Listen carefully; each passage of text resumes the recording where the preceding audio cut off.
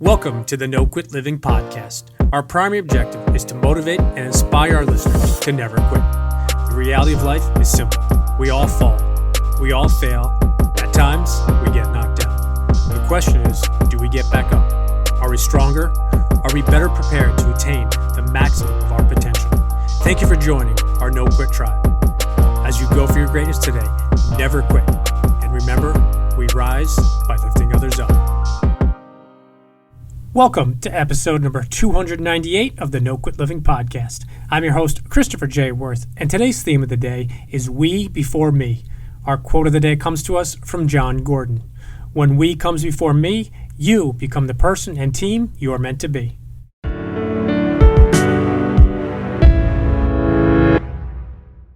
I would like to personally say a very special thank you to everyone that has purchased a copy of our new book, The Positivity Tribe. We truly appreciate your help in helping us spread positivity. For those that are interested in supporting our mission, you can grab a copy over at Amazon, Barnes & Noble, or wherever else books are sold. I had an absolute blast recording today's episode. When it comes to relationships and marriages, Kathryn Gordon has a ton of value to add, and she does so both openly and vulnerably. I hope you enjoy today's episode. Kathryn, I'd like to welcome you to the No Quit Living podcast. Thank you for having me. How's it going, Chris? It is going. So the first question we ask everybody is, are you ready to positively impact at least one person today? That is my goal, and it's my prayer, and it's what I hope to do in writing the book I wrote.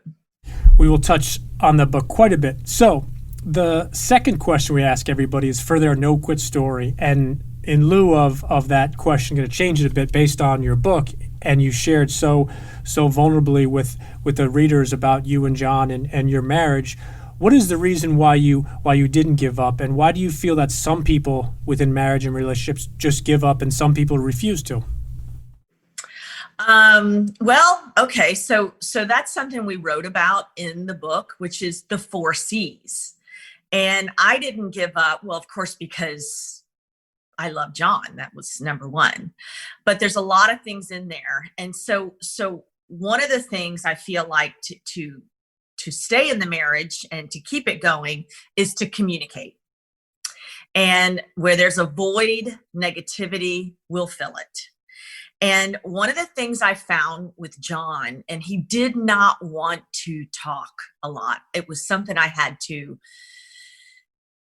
kind of force him to do and start to find where his sweet spot was. So when was the time that I found he was more willing to communicate? For him, and this is the truth, it was after he ate.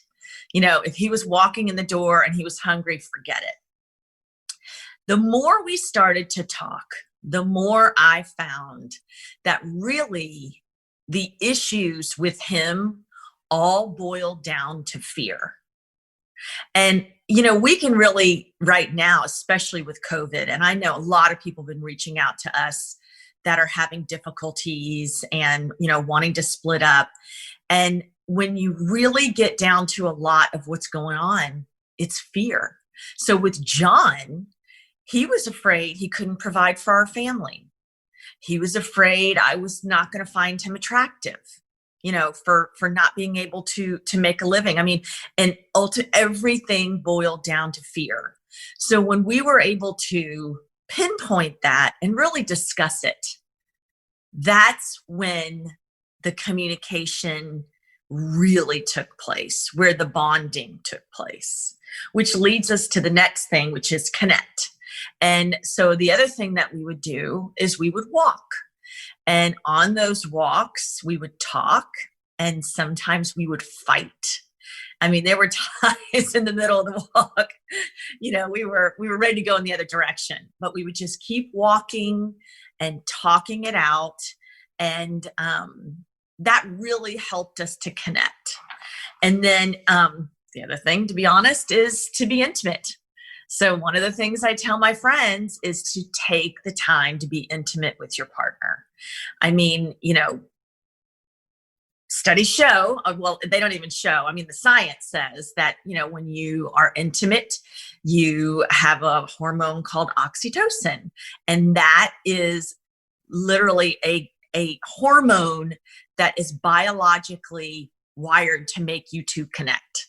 So that's definitely something that I encourage people to do. And we don't always want to do it, but I don't ever regret it. How about that? The next thing is commitment. So that's the whole we before me. And that's about, you have to invest in your relationship. You have to put your relationship first. And a lot of times you might say, well, he's not committed. Why should I be? And I always say, be the one to commit first then. If you really want this relationship, be that person. And it may not happen right away, but the more you put into it, the more you're going to start to see a change. So be the first one to commit if that's what you have to do. And the next one is care. And John Gottman, there's a study John Gottman did, and it's that couples who take time for each other are more likely to stay together. And another way to show you care is, so there are times when John might have a video he wants to post or, something he wants to say. And I'm in the middle of doing 1,000 things. And the last thing I want to do is walk over when he's like, hey, can you look at that? But I'll stop what I'm doing and go over and take the time, 5 minutes to look at what he's doing or writing and give him some input. And it's those little things that go a long way, that let your partner know they're important.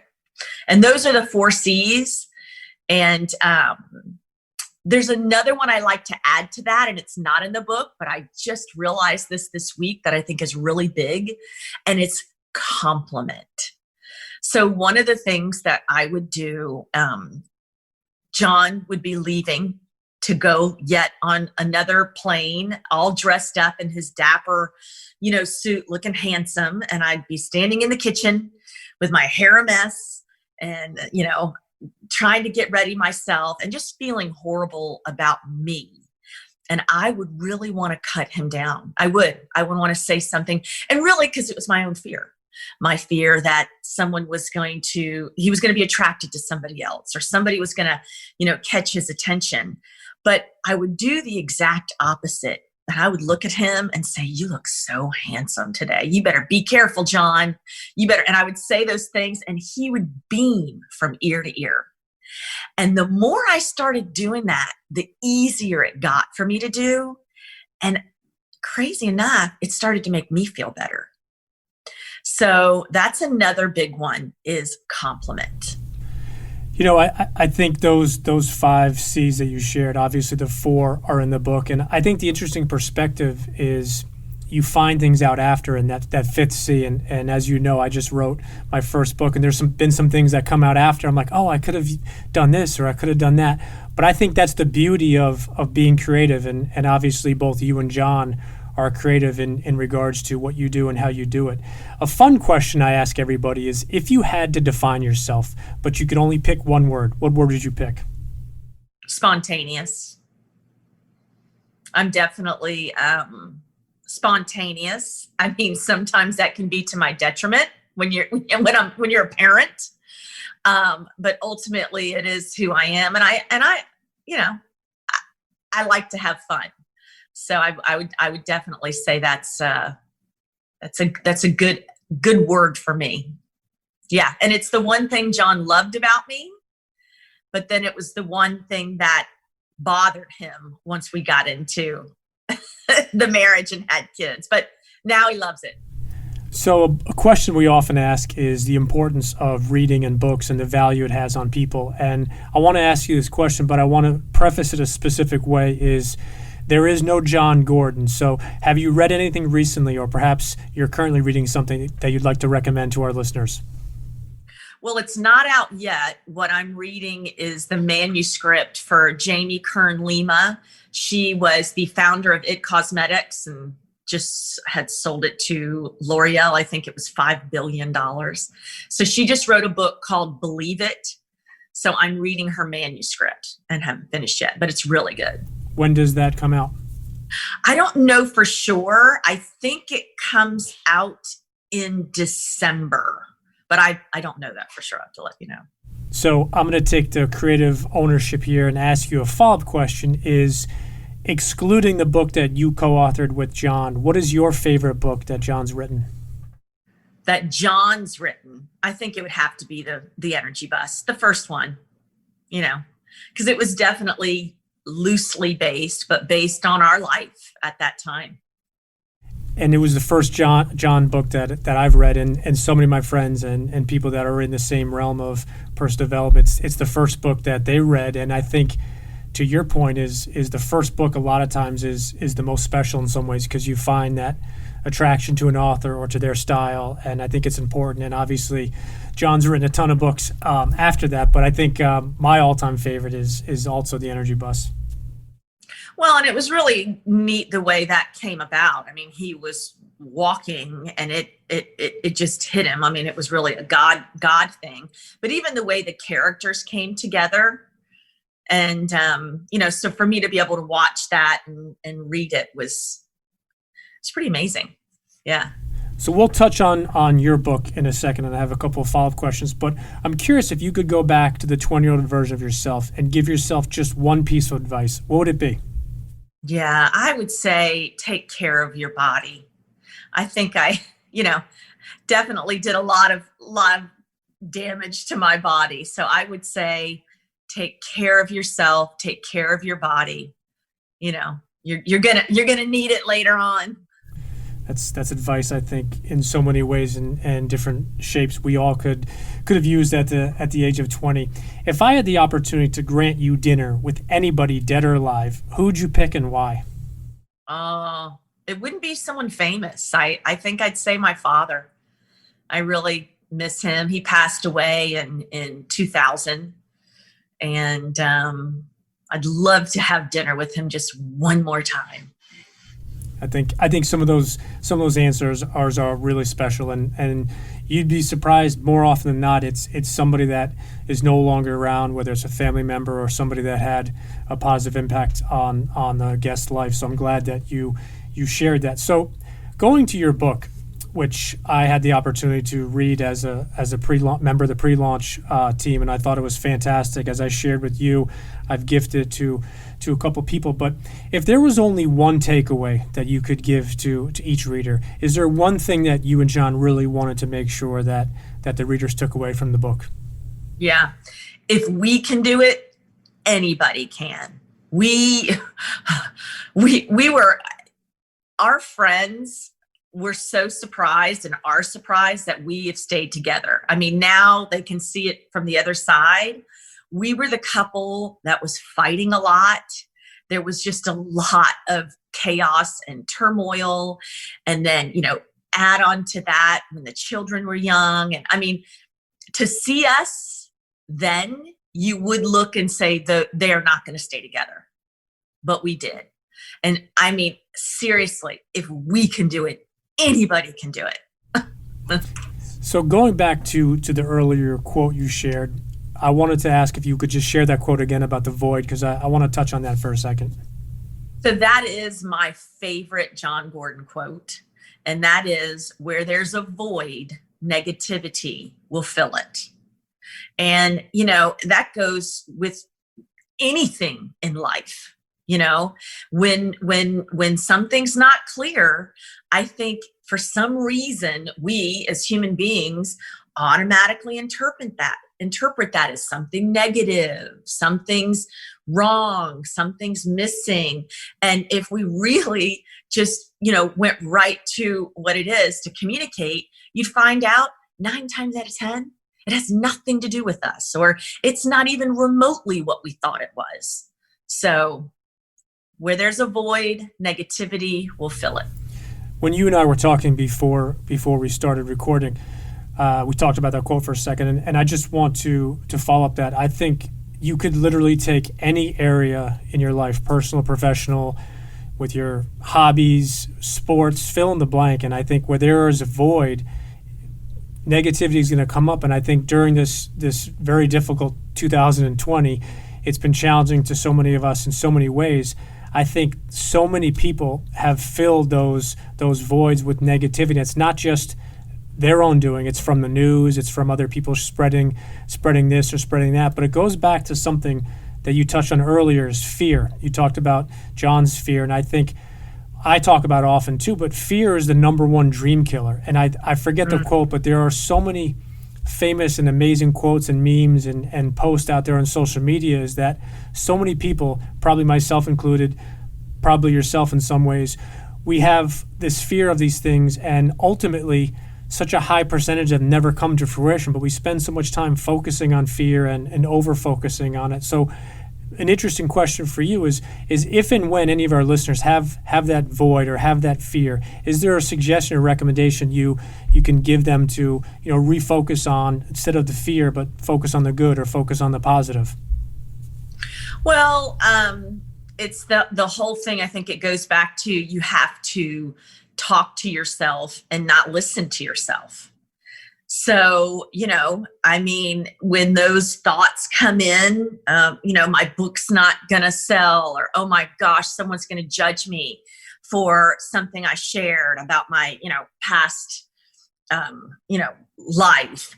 And then I just have to say to myself, you're putting that out there to help others. So you have to talk to yourself and really say the positive things. And it's the same thing I say to my kids, stop listening to yourself and talk to yourself, talk positively to yourself.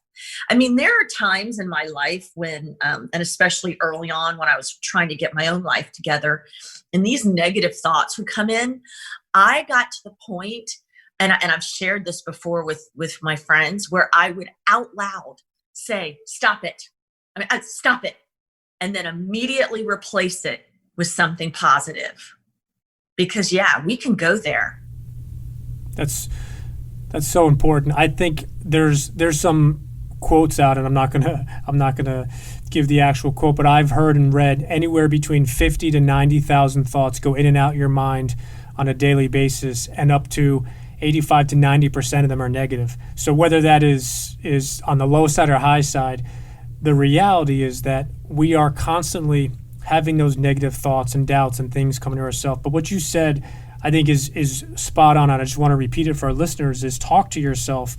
Don't listen to yourself. So when those negative thoughts come in, when those fears come in, talk to yourself. And one of the things that I do a lot with my clients when we coach them is the science of visualization and also affirmations. And I also do the old school of taking pen to paper and writing something down, and not typing, because there's science behind when you actually take a pen or a pencil and you write it down, but it's focusing on the positives and talking to yourself and telling yourself it's going to be okay, you'll get through this. Now, full and fair disclosure, that obviously doesn't mean you're going to go through life undefeated and you're never going to have a bad day or anything like that. But the reality is you can control only a very amount of few things every day. And when you focus on the positives and putting out good, I think it comes back tenfold. I agree with that. Yeah. I mean, I agree with that. I did a lot of journaling too when I was going through my transitional, and in doing the journaling, I was able to, what did it boil down to? A lot of times, fear, what we already talked about, right? And then really addressing that and saying, that's so unfounded. Like, I'm wasting all my time on something that hasn't happened. And on something that might not happen. There's no certainty that it will. Exactly. So want to jump into what you just said about journaling, because I think that so many people misinterpret journaling into Dear Diary. And I know from a male perspective, so many people hear that word journal and they kind of get the wall comes up and they say, no, I'm not going to journal. And I'm a huge fan of journaling. And I go through, 1 to 3 journals a year because I'm always putting stuff down. Maybe a tough question, but for any of our listeners who haven't utilized journaling, is there something that you could suggest or recommend, a way in which they could slowly get into it? So this is what I always tell my friends. Just get a pad, something that you really, like visually, something pretty. If it's for, I'm normally talking to my girlfriends, and don't even look at it as journaling. Just sit down and start writing. Just start writing. Even if you're writing, write a letter to yourself, write a letter to your husband, write a letter. When you just start putting things down on paper, And also knowing nobody's going to see this. This is just for you. It really, you'll find what works for you. Everybody has their own way. Some people do. For a while there was a few years, I would say, "Dear God," and then I would just write all this stuff out. Later on in my life, I might just sit down and just start writing, just whatever came out. So just getting words out, or even if it's just writing down words. I'm scared. I'm lonely. And just going from there. Just no judgment. Do it with no judgment, because it's beneficial for you, right? No one else is going to see it.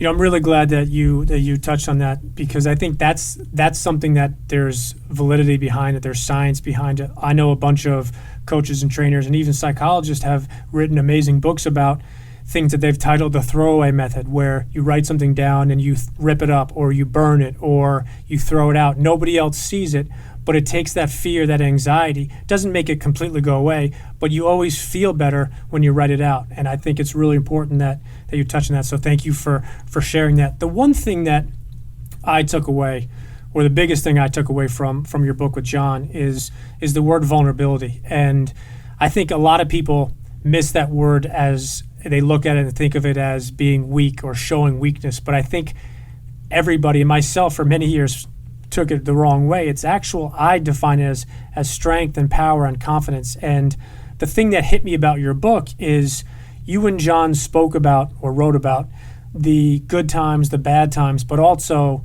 the times where you both were maybe thinking about giving up. And obviously you touched on that. And I think for me, that's what we need more of in this world today. It's we have this social media perspective of everybody showing their highlights, and this is the most amazing part of my last 20 years of my life. Of course it's going to look good, but the way you learn is by dissecting the tough times, the difficult times. So interesting question for you maybe, but why is it that you ultimately went ahead and wrote the book? Because I think so many people have different conceptions and different ideas and perceptions of, well, I should write this, I know it could help people, but ultimately they don't do it. So what was the one thing, or was there one thing that really led to you and John saying, you know what, we're going to think about it, we're going to maybe do it, to the point of now we're actually doing it and now we're writing it? There wasn't just one thing. I started to notice several people that I was running into, and with issues. I would get together with this girlfriend, and I'd run into someone at the grocery store, and it just got to the point. And then a neighbor was getting a divorce, and I just thought, wow, what's going on? And I would come home and talk to John, but when I would talk to them and start to listen to why they were getting a divorce, so what they were saying, because it's normally the end game, and in that is also ego. Right? Because nobody wants to say, oh, well, my husband wants to divorce me. But I think if you can get deeper into that, well, why do you think that was? Oh, well, I didn't give him the time that he needed. So it really boils down to, again, really basic needs and acknowledging that. And I think we're simple human beings at the end of the day. And it's, intimacy, commitment, care, actually the 4 C's, really, that we need to be doing. So I really just found that a lot of times, because of the void in communication, things had gotten way too far to one side. And then you get people's egos.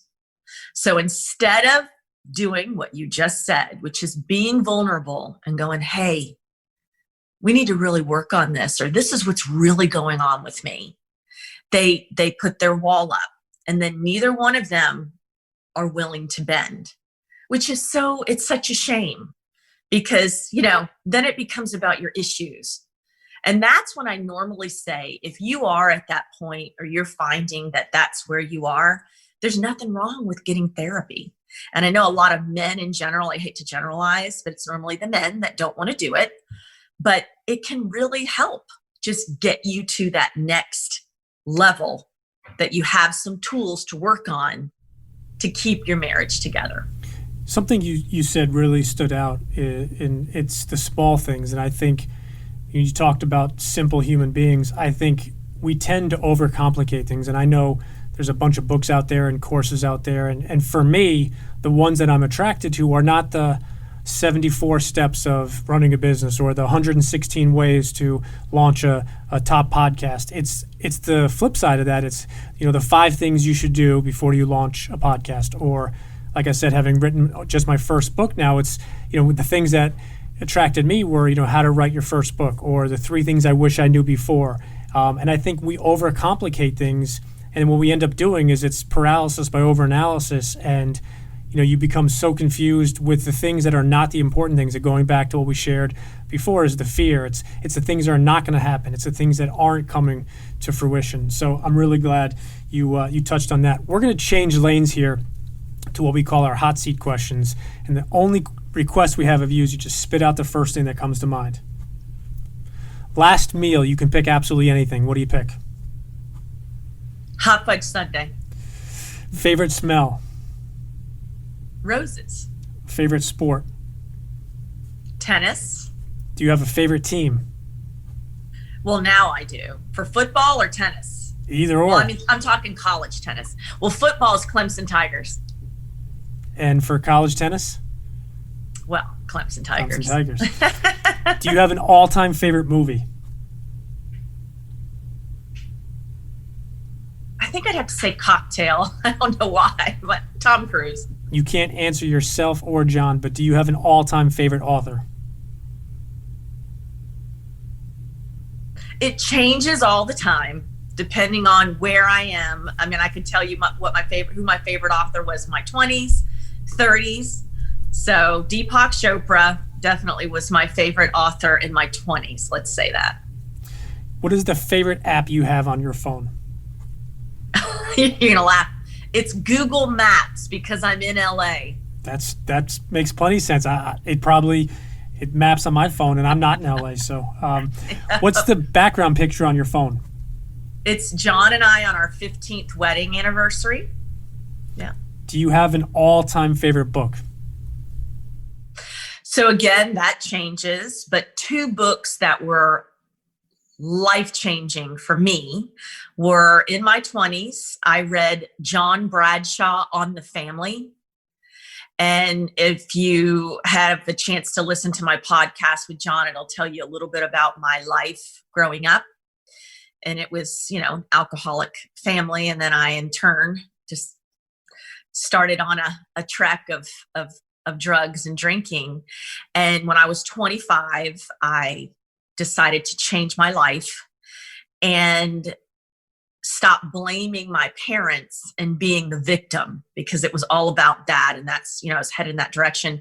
And I read John Bradshaw on the Family, and I was able to see that, wow, my parents loved me. They were just doing the best they could do at the time. So that's a book I've recommended. And then another book that was life-changing and really set me on my spiritual course for the time was The Seat of the Soul by Gary Zukav.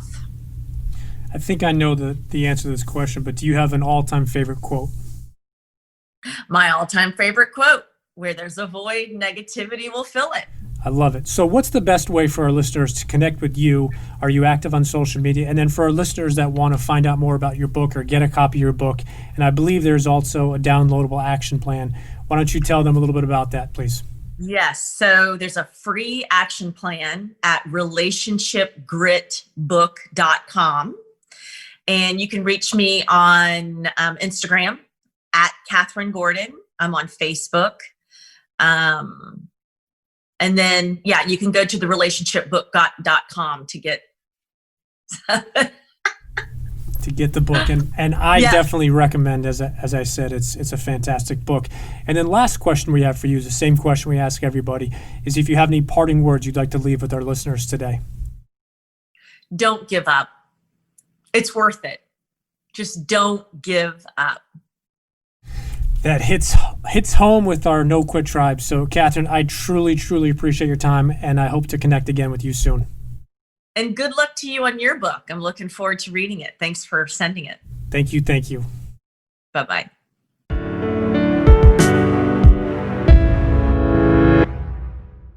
Thank you for listening to episode number 298. Kathryn shared some really important things with us today, and I hope you took them into consideration. I wanted to touch on a couple of them. We before me. Talk to yourself as opposed to listening to yourself, and the importance of fear and not allowing it to cripple you. She shared a quote with us a couple of times that I wanted to repeat one last time. When there is a void, negativity will fill it. So I challenge you today to communicate more, listen more, and don't give up. And remember, we rise by lifting others up. And lastly, to our listeners, thank you. We truly appreciate your time, and we hope our episodes inspire you to keep on attacking life and never giving up. To quote Dr. Norman Vincent Peale, it's always too early to quit.